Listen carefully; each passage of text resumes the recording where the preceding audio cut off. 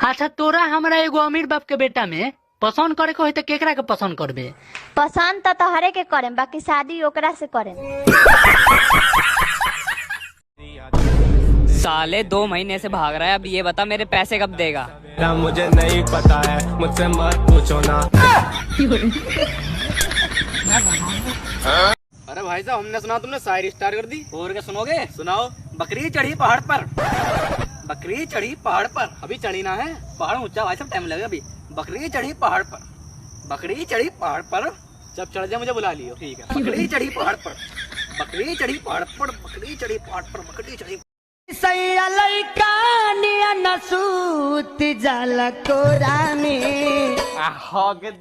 बोरा में ना।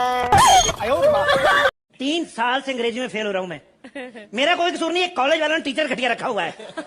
एक दिन कहता आई का मतलब मैं, अगले दिन कहता मी का मतलब मैं। पागल साले। क्या ऐसी कौन सी चीज है जो शादी से पहले किसी की भी हो सकती है लेकिन शादी के बाद सिर्फ पति की होती है, पत्नी की नहीं?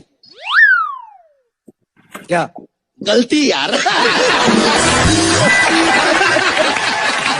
लाइफ में 3 चीजें कभी नहीं करनी चाहिए: लव मैरिज, अरेंज मैरिज और मैरिज।